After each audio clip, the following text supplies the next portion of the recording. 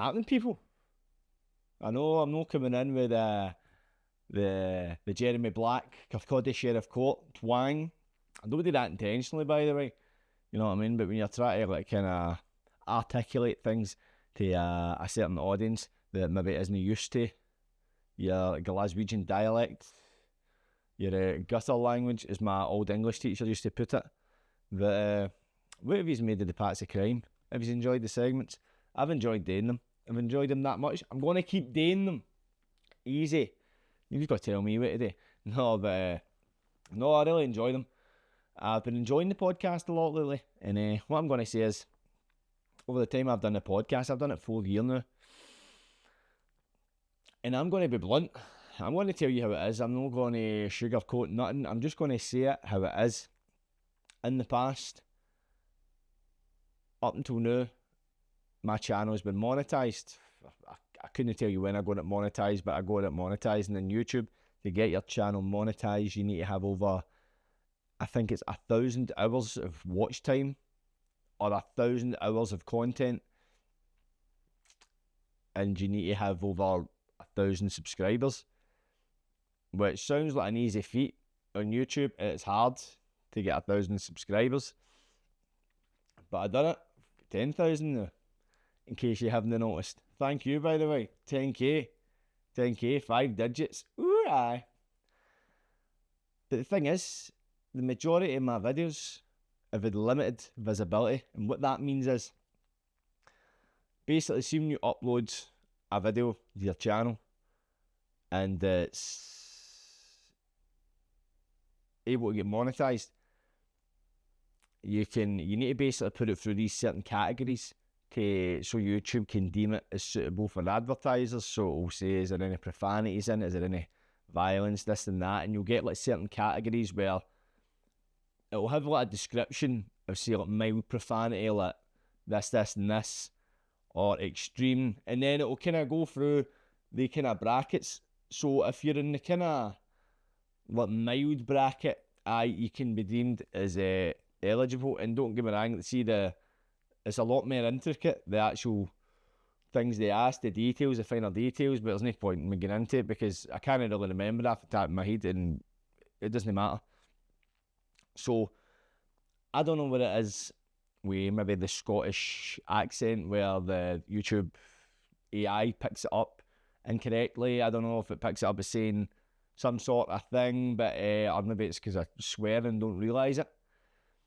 But most of my videos get limited visibility, so it's not really deemed as suitable for most advertisers.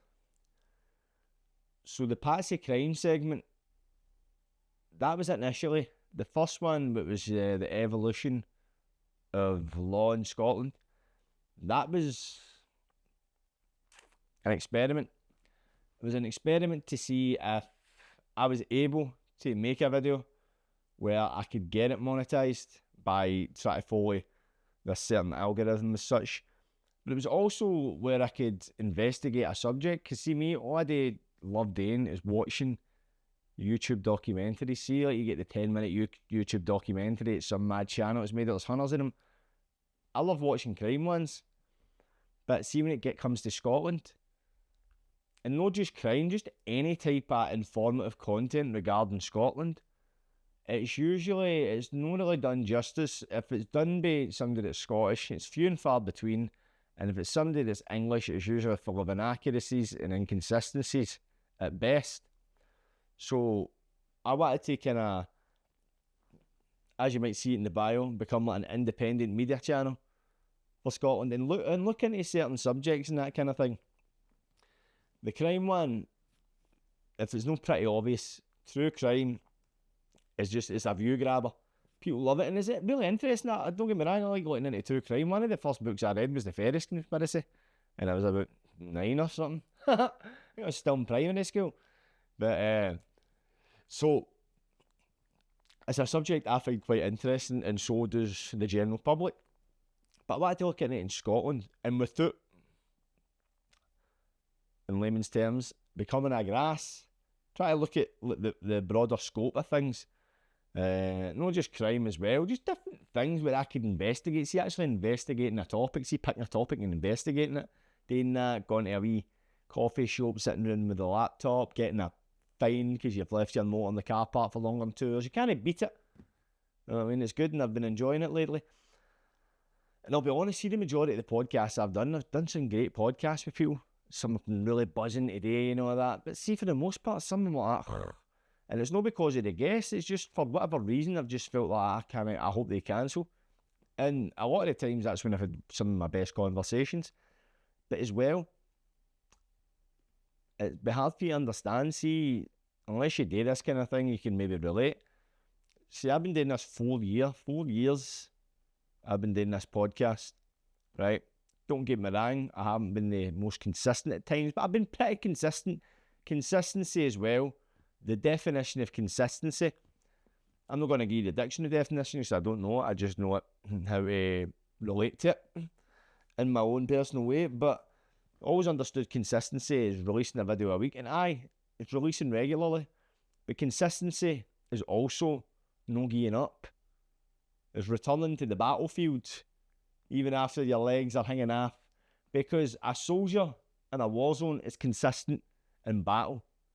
Even if they get injured, they might get a bullet up the backside, might be a mortar explosion, but they go to the infirmary, their wounds heal, and they come back. And I'm not saying when I've not released a video in 2 weeks, that means I'm been a victim of some terrible war tragedy. No, maybe I've just been caught up with the busyness of life, and right now my life hasn't been busier. In actual fact, whenever I say my life is busy, it seems to get busier. I think I'm manifesting that. And it's actually quite funny. I remember the day I was driving by the Gorbals and see right next to the Glasgow College, just right next to that, there's like this. What it was at the time, it was before COVID, so I don't know if it's maybe changed now. So it's kind of like, I don't know if it's a doctor's surgery, but basically I went there with the purpose of discussing mental health issues I had. It was pre-COVID. I was hanging about with Mary Jane a lot of the time, and my life was just getting up. I would go to the gym early morning, I would go to work, I was scaffolding at the time, hated that, and then I came home, and that was it. That was my life. And I was just like, is this it? Is this it? I was stuck in a rut.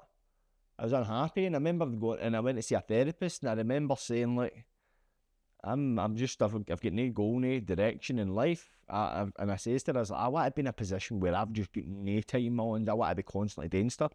She's like, you need to be wary you don't burn it. And then I was like, no, I don't burn it. And lo and behold, it fast forward, we're going to COVID, and life picks up, and it's a beautiful thing. And as I say, I'm the busiest I've ever been, but I'm in the best position I've ever been. And it's reminding yourself of that, because us as human beings, we can get lost in that train of thought where we're always looking at the next destination. We're always looking at where we're going, and there's a phrase, I've over-rinsed it, but for the purpose of what I'm about to say, I'm just going to say it again. The man who enjoys walking will travel further than the man who enjoys the destination. That's a daily practice. Like it or not, you'll probably see it, that my setup has levelled up a notch. I've put a small fortune to some people. It wasn't cheap, let's just say that, into my lighting setup. And as you haven't noticed, and by the way, my friend over here, nice to see you. I got another camera. So I've levelled up my production. And that's the thing, is because I'm using this for my business as well, as you probably don't already know, Sunboy Productions CEO. I'm working for myself. That's 6 months I've been self-employed. And that was after the result of a gamble. I didn't leave this job where I had a full-time job, and it wasn't a case that I had all these jobs on the go and I could just leave it and I'd orientate right into full-time work. I took a big leap because I knew my body, my gut was telling me it was time to leave that job. I was of no use to that workplace. I was a hindrance and I was unhappy. But that way I was fortunate enough in a position where I had kind of attained a skill set where I could make it transferable. See, within the content creation stuff, I didn't realise at the time, and looking back in retrospect, I was essentially learning a trade. You look at somebody that becomes a joiner or a plumber, they do a 4-year apprenticeship, and usually it's on quite mediocre wages, because it's an apprentice wage. Then when you become a tradesman, your wage shoots up. I done 4 year for nothing. I could get barely a penny. Here and there, I made an odd 50 or 100 quid, but it was nothing in comparison. So when I look back at that, and then where I'm at now, I done a 4-year apprenticeship for free, and it was great. And just realising that for that aspect, and it's not as if I'm looking back at that. Imagine you were a plumber for 4 years without getting paid. That'd be pretty brutal. No offence to any plumbers, but unless you're passionate about plumbing. But I done it without even realising it. You know what I mean? And that's the thing as well. I remember when I was always taught about how I'd love to go and work for myself, and people would say, there's times where you can feel like you're running yourself into the ground, but it's different because it's yours. You've just got that extra energy, and I've had that. Don't get me wrong, lately I've been really busy, and times I have felt overwhelmed, but I've never felt at the point where, if this was a standard 9-to-5 job or anything I had in the past working for somebody, I'd have quit. I'd have been sacked. Easy. It wouldn't have, I'd have quit, I'd have been sacked, or I'd have went in the sick. But no, I persevered because it's mine, it's my baby. And that's the thing as well. See, these feelings of being overwhelmed, see these feelings of stress, anxiety. It depends how you look at these, what perspective you view at them. Because before I would look at these as negative emotions, and in the past I would self-medicate in order to deal with these emotions. Of course, if you don't already know, I'm in recovery. I don't make any secret of it. In fact, if you've met me outside a meeting, you've probably stopped and talked to me. But what I've realised is, serious feelings of anxiety, stress, overwhelmingness, they're signs of growth. And I'll explain that. See, when you go to the gym, and say you do a bicep workout, you go into that gym, you warm up, you start doing your weights. If you're a first timer in the gym, you lift weights that are relative to your size and strength and capabilities at that point. The next day you'll be really sore. Remember your first gym sesh? You'd be walking like that. It was like somebody had fused your elbows together. But then you would come back and you would do it all there again. And eventually, you'd notice their muscles, they would get bigger, they would get stronger. And what would happen when they get stronger? In order for you to continue your growth, you would need to up the weight, need to add resistance. You would need to make it harder. Because if you just stayed at the same weight, doing the same exercises, you'd plateau. But you're not in the gym to plateau, I would hope. You're there in pursuit of growth. So when life tests you, and you get stressed, you get overwhelmed, and you get anxiety, see these feelings of anxiety, stress, overwhelmingness, they're signs of growth. Because when you take away that self-medication, which many of us use, many of us is very common and prevalent in today's society, whether you use illicit substances or if you get them prescribed. And before I go any further, there's some people they get prescribed medication for medical conditions. Some can be quite severe and quite serious. I'm not disputing that. What I'm saying, for the most part, right, these are perfectly normal human emotions. You know what I mean?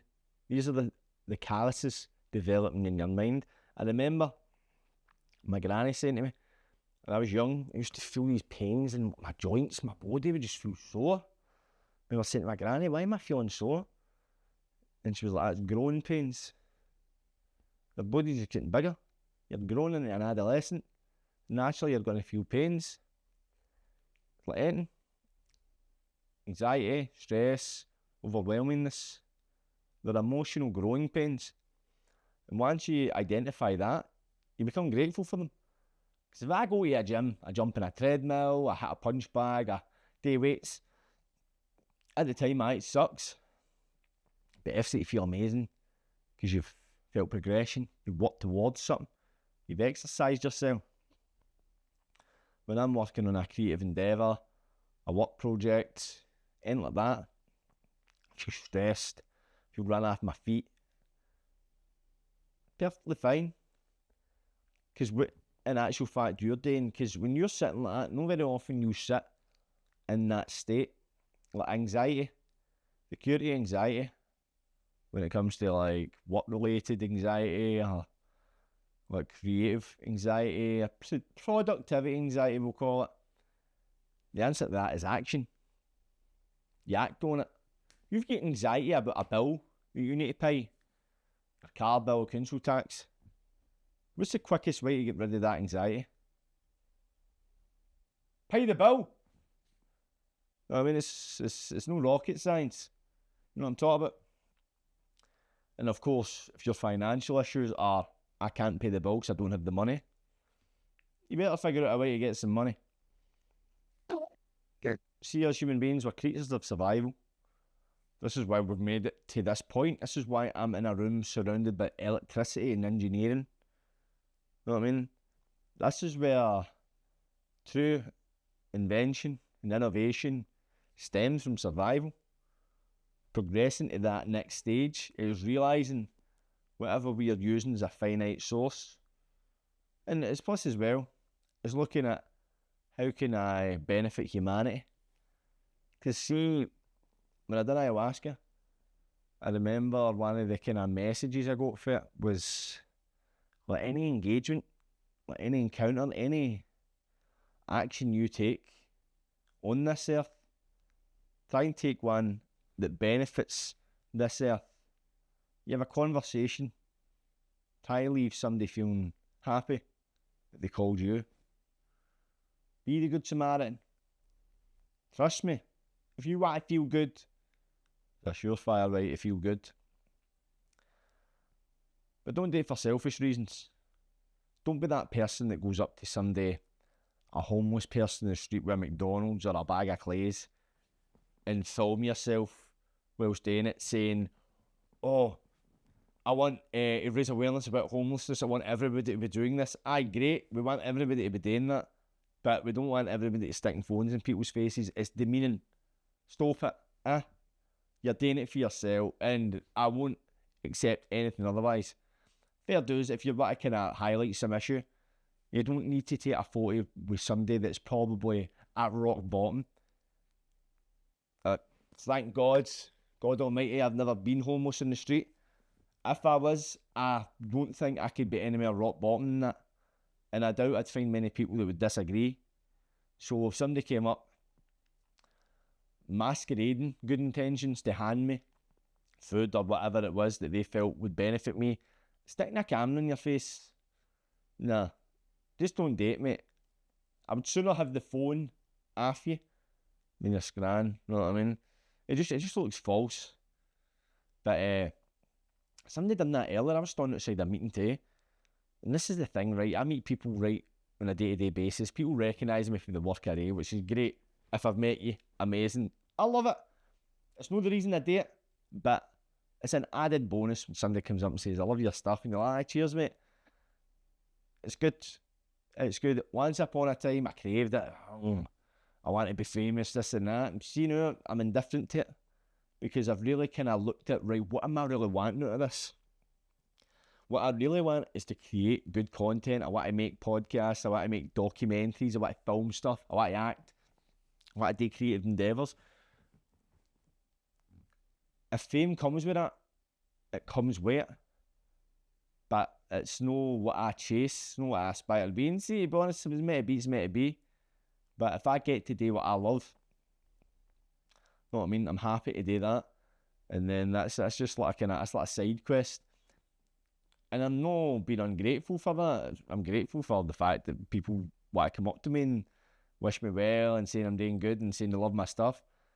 Very seldom have I ever had anybody that's come up and said anything negative.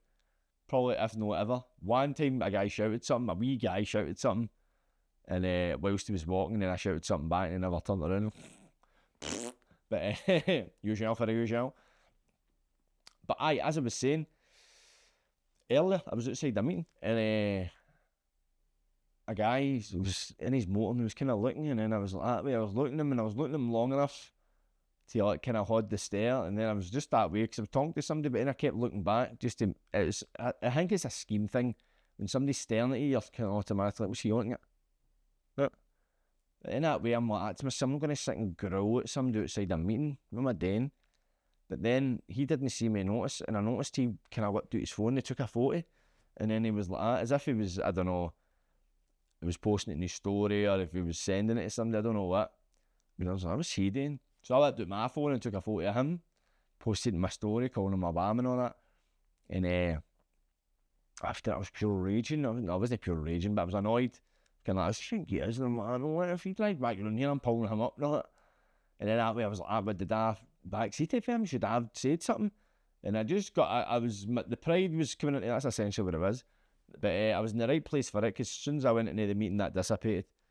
And then I realised the amount of times I've took pictures and videos of people that without them knowing, where we've all probably done it at some stage, where somebody's been a mad mess, or there's been a fight, or been a drama in your street.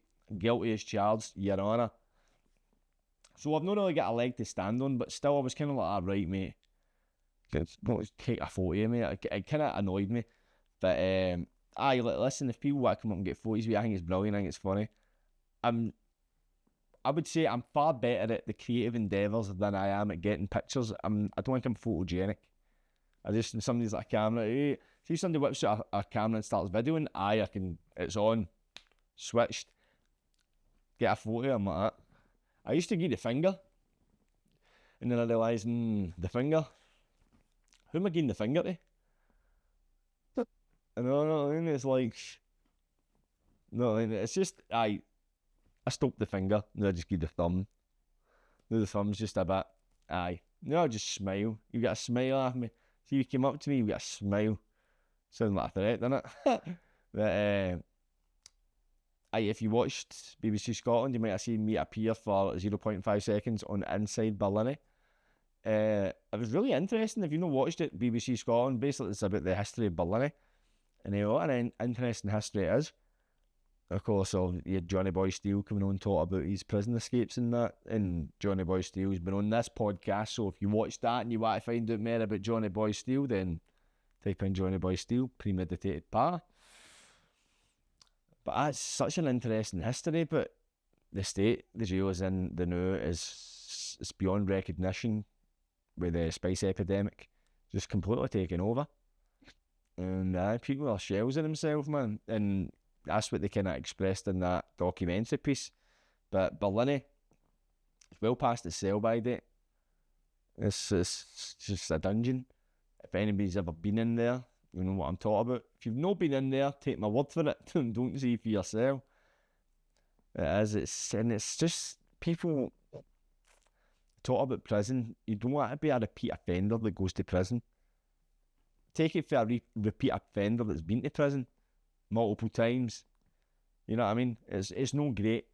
You're of much more value outside in society than you are in there. You can't serve a purpose in there. You can't really benefit humanity in the jail. You can try and do positive things in there, of course, but the ripple effects won't cast as far as they are out here. As much as I regret it for the people that get hurt in any of my offences, I'm grateful for the fact that I've done a period in prison where, see, if it is cold outside, when it is cold outside, when it's raining, especially in Scotland, which is quite a lot, if I take a moment, I can feel a bit of gratitude.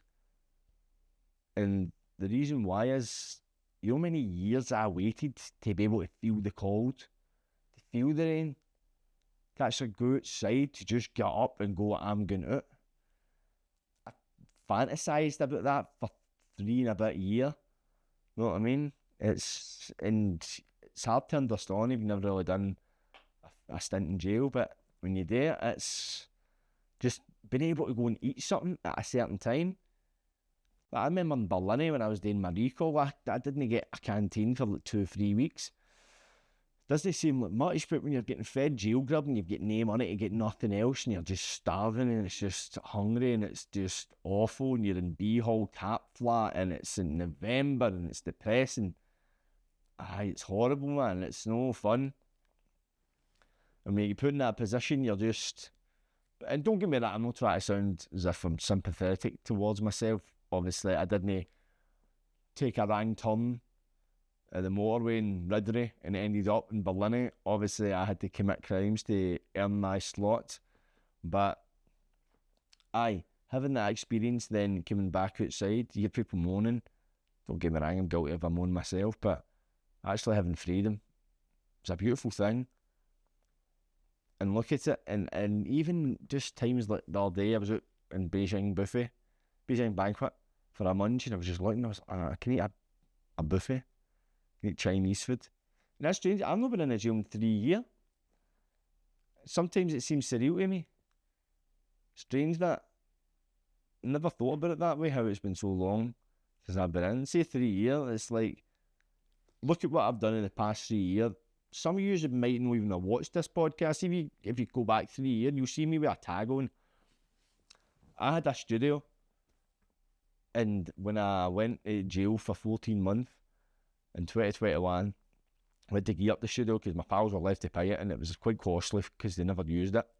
So I got all the stuff put in here because I had this house, and this is how this studio was built. This studio got built when I was on a tag, and it was handy. Because that meant I could carry on my podcast without having to get to a location for a set time and all that. Because if anybody knows about doing podcasts, most people are available in the evenings, and to try to go somewhere and get back before 7, never happening. So being able to do this from my house, it was a blessing. And now this is my place of work. You know what I mean? I can aft. I do the dance in here. So it's honestly, it's lovely. I'm so grateful for the life I live. But I think what we get trapped in, and it goes back to that thing I was talking about, we're always wanting the next best thing.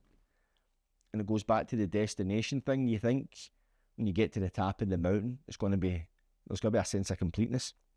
I was listening to a Darren Brown audiobook called Happy. And what he talks about is sometimes when you're pursuing something, sacrificing everything for it, in the hope that once you reach it, it's going to give you everything you're searching for. And the tragedy is, once you get there, the feelings you thought you were going to feel, they don't appear. It doesn't feel how you fantasized it would feel.